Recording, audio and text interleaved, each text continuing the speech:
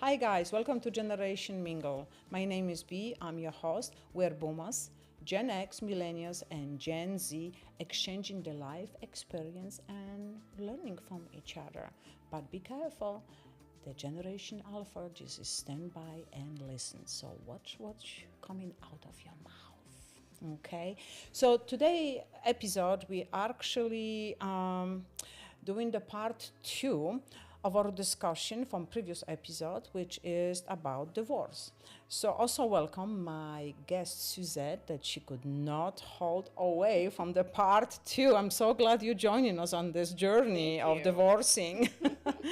So we're not gonna go meet any statistics today. We did that before, but I do have a letter that I want to start the process with super fast. It is actually from the boomer generation. Okay, I titled this letter, "We didn't have words for it back then." Okay, dear Generation Mingle, I'm a boomer. My parents divorced in the late of 1960s, when divorce was still whispering about. I was 12. No one explained anything. One day my father wasn't there. The next, he was. But what I remember most wasn't his absence. It was the accusation. My mother would cry at the kitchen table and tell me, "Your father ruined us." My father would pick me up on the weekends and say, "Your mother turned you against me." I became the emotional referee. I carried adult information I had no business to carrying. Financial problems, cheating, details, anger I didn't understand. No one asked how I felt. They asked what the other parent said. As a result, I learned early to keep my emotions neutral, safe, hidden. I married young. I avoided conflict at all costs. I stayed in an unhappy marriage longer than I should have because chaos felt worse than silence. Even now in my 70s, wow, I struggle with emotional confrontation. Divorce wasn't the worst part of all. Being used as evidence in the war was. Boomer Gary. My goodness. Yes. Wow. I, that's for sure. We have so many, right, marriages staying together for a very long time. But in the boomers' times, that was very quiet, everything, right? Everything was pulled under the rug. If there was, between parents where there was behind the doors and nobody even talk about it, right? No, they kept it hush hush because Right. it was definitely more taboo Right. if you got divorced. So, Right. yeah, it was not something that people definitely didn't talk about. And I think also, in the small towns, maybe Midwest towns, generally in the small neighborhoods, people know each other. They go to the church, right? The Right. kids go into the same schools, the mothers baking together for, any organization, muffins or the cookies. And so everybody knows each other. So that has been, I think, that huge taboo that you do not divorce, and if you do, it's huge. And obviously that influence here was terrible on that gentleman boomer. But can you imagine, we spoke about this before. I shortly mentioned the couple that currently divorced, and the mom didn't want to send that child with the video game to Right. father. And thank you so much for all the comments. But one of the comments that come back is somebody said, "Well, because he's not gonna bring it back." I know, I saw that comment Yeah. too. So, but here is my point of that he not gonna come back. So, what is more valuable to you as a parent is the peace in the mind, what the child will bring in the future in the life as an argument to have that battle, emotional battle at all the time, Right. or are just not having that video game.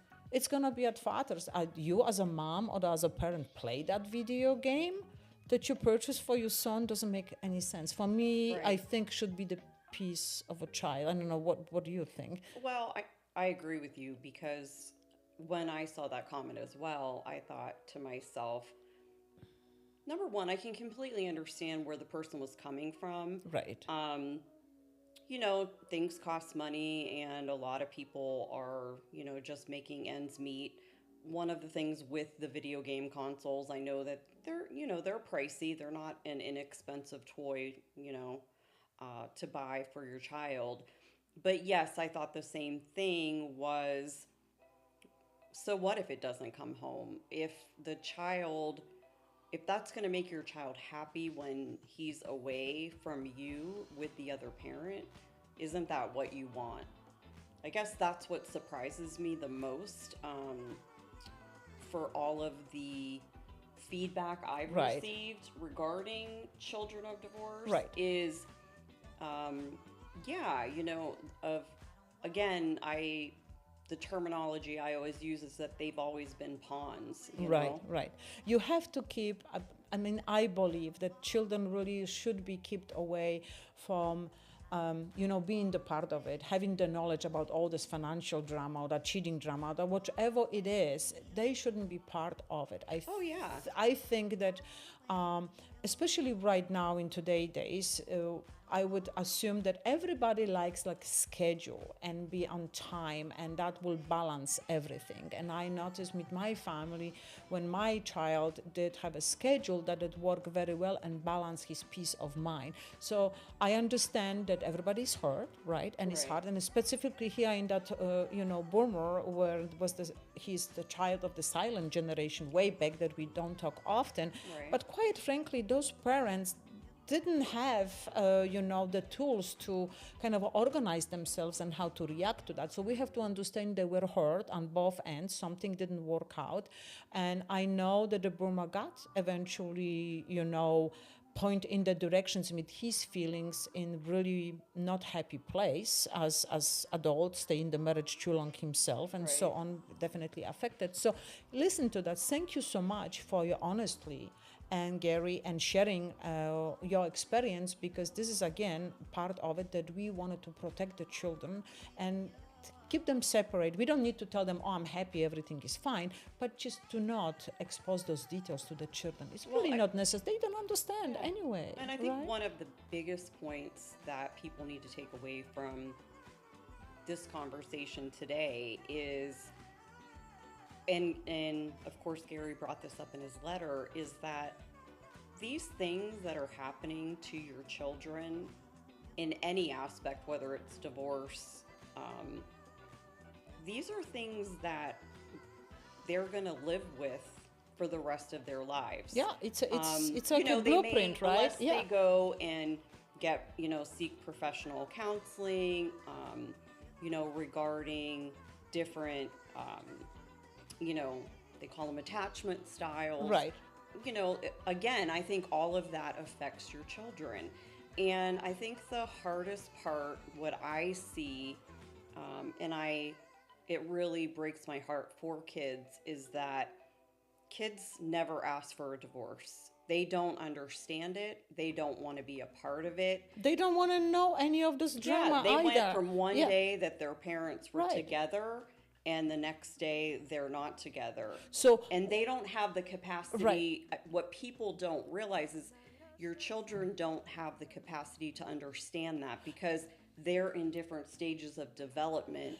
And you're right, Suzette, but I think the parents know when you put them on the spot and ask them about it, but the emotions is so hard to control during Right. the time of divorce, between the lawyers and conversation. This is why we just have that chat here from the older Right. generation. Hey, people, hold off, okay? Evaluate yourself where you're at today if you want to really share that with your kids. Right, Right? right. But I want to ask Suzette, because it's quite interesting letter. I think Suzette has a letter from Generation X. So if you would be so kind, read that to us, because I want to have that chat. Yes. Thanks. So I was the messenger is the title of the letter, and it says, Dear Generation Mingle, I'm Gen X. My parents divorced when I was 9. They didn't talk to each other. They talked through me. Tell your mother she's late on the payment. Tell your father I know what he's really doing. Ask him who that woman is. I was a child delivering adult hostility. If I forgot something, I was blamed. If I looked sad at one house, I was accused of loving the other parent more. There were custody threats, financial threats, emotional threats. I developed anxiety before I even knew what anxiety was. As an adult, I constantly over-explain myself. I panic when someone is upset with me. I feel responsible for fixing tension in every room. In relationships, I either detach completely or become overly accommodating. Because growing up, love felt conditional. If my parents had one thing they did wrong, it wasn't divorcing, it was making me feel like I was the bridge and the battlefield. Wow. This one hits hard. She's right on point what we have been talking Yeah. about, right? So why parents use a child as a bridge of communication is bothering my mind Right. completely, It's because unfathomable to yeah, me. that kid have to absorb so much tension and live with instability already at that young age, right? And then in addition to, if they grow up, they will have that anxiety at all the time, how to work through between two people at work or at your friends, to be always that bridge, to always that responsibility to explain to one or Right. the other, because that's what they will, you know, take with them. So I am so sorry to Gen X that they went through it. Thank you again for sharing, because that just hits that immediately Yeah. at the point Yeah. that Suzette said they are not ready. The stage of the development is not ready to absorb adult problems, right? What brings me to the next letter from a millennial, okay? The title of the letter is I Choose a Side and Lost Myself. It's a really good one. I'm getting goosebumps, okay? Dear Generation Mingle, I am millennial. My parents' divorce happened during my teenage years, and it was loud. Police were called, neighbors to watch, lawyers sent letters that felt like weapons. But what changed me most was this. I was asked to choose. My mother showed me screenshots of texts. My father showed me bank statements. Both wanted proof of loyalty. I picked my mom. She seemed more vulnerable. And for years, I cut off my father because I thought that was what support meant. I lost half of my family in the process. Now, as an adult, I realize how manipulated I was, not intentionally, maybe, but emotionally. In my relationships, I struggle with trust. I assume betrayal before it happens. I test people without meaning to confess the consequences of being forced to take sides that didn't end at my 18th birthday. They show up until today and the way I love. Just summarize everything that we have Yeah, discussed. it's really sad. Yeah. And, I do have, I've ran into, of course, a lot of people, with divorce and with especially teenage children. I really feel bad for the teenagers because not only are they trying to figure out who they are as people, now they've got their parents who, yeah, they're, they talk negatively about their father or their mother in front of them, or they use their kids as their therapists, and these kids, even though they look like grown adults, they're still developing in their own psychology. Right. And now you're adding things to them that they don't even need to be concerned about. Well, it's just so overwhelming because they deal in their own development. One genetic is, that's why so many people say, oh my gosh, to have a teenager is so hard to deal with them, right? So here we have a divorce situation where the children are used as messenger, when the children more or less, not physically, but eventually because of the trauma that one or the other parents going through, what I understand, I don't take away from that, being forced to take the sides, right? And then the exposure from adults of accusation one and the other, and then details about carrying information, financial situation, or the details about cheating one or the other. Way too much information from my perspective.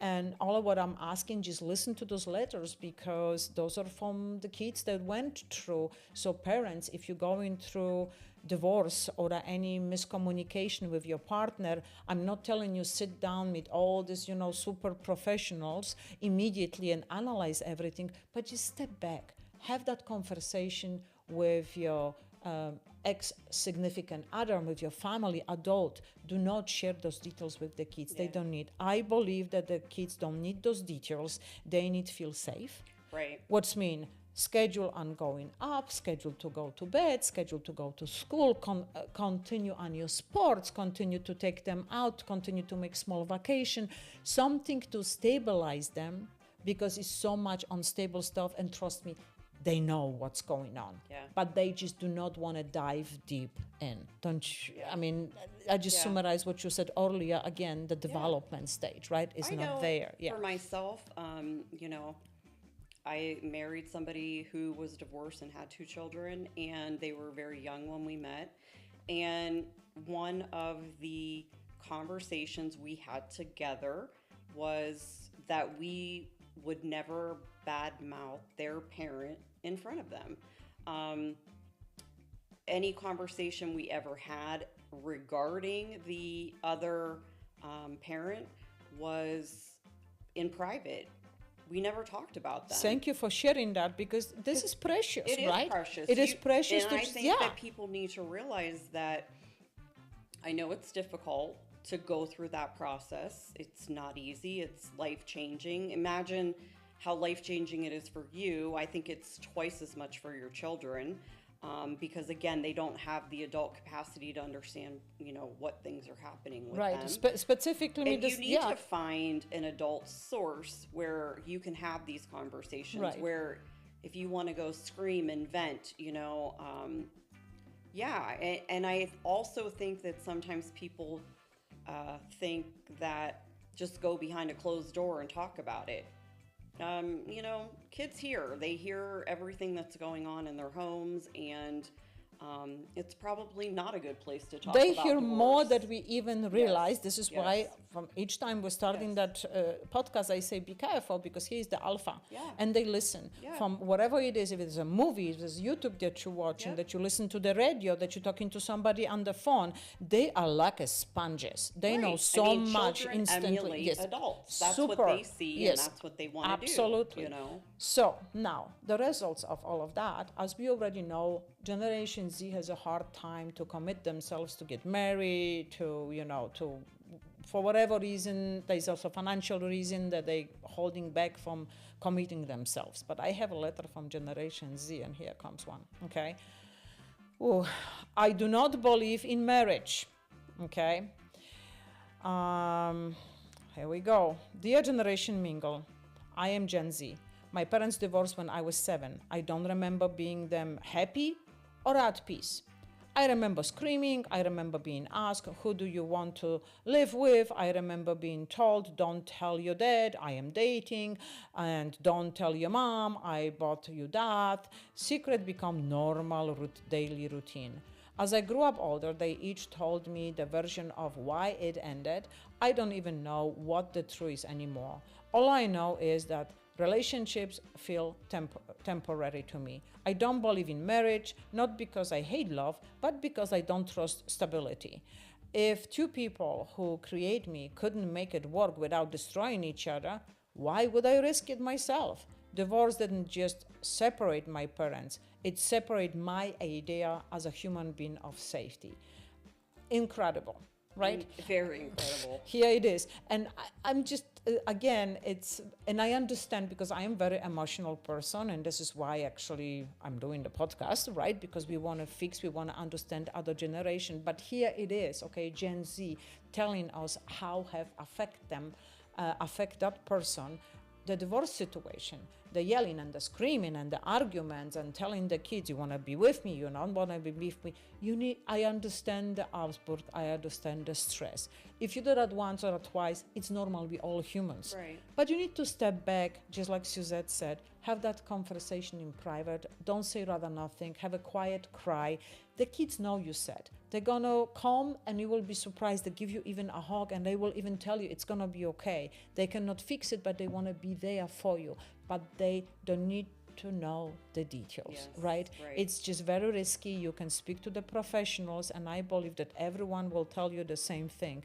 Do not tell the kids who cheated first. Do not tell the kids about, who failed, that mom or dad do not make the payments on time this month. Is really not the business. Okay? It's not. Yeah. It's funny because I actually had a conversation with a friend's child who is a product of divorce. And that was one of the things that,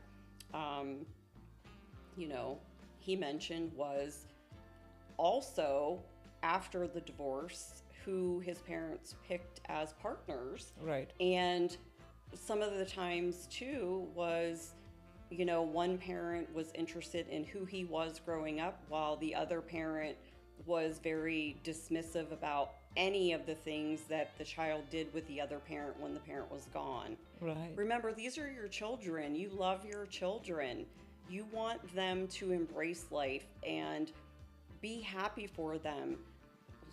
Like, take away, you have to figure out a way how to take away that hate and jealousy of the other partner and understand these are your children, and really all they want you to do is love them, because again, these create problems for them as adults, as the letter shows.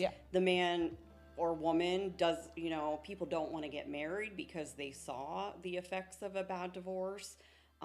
And so, yeah, I really think that's important, that, you know, people are like, oh, I love my children, they'll be my babies till I die. Well, think about them the forefront in these situations. So bottom line, right? The emotional regulation is actually, I believe, the greatest gift you can give the kids during that separations, right? And you have to give them, they need to the age appropriate safety. That's what you need to give them. And this is not, again, this is not an adult decisions are not for children. So guys, if you like, you know, our podcast, please subscribe. It's for free. Not many people know that subscription to YouTube is free, especially the boomers and Gen X, I find out recently. It's interesting. And give us a thumb up, give us a comment, keep on coming those letters. We have a plenty of them. I'm sorry that I don't feed them all, but I greatly appreciate sharing with us all the experiences. It's so important to others. Again, we are not the professionals. We just want to help as a friends, as a neighbors, to exchange. So thank you, Suzette, for joining me on the second trip of divorcing. I appreciate you very much. And you guys, as I always say, keep your Wi-Fi strong, keep your music loud as you can, the conversation just strong enough to keep chatting with each other and keep on mingle.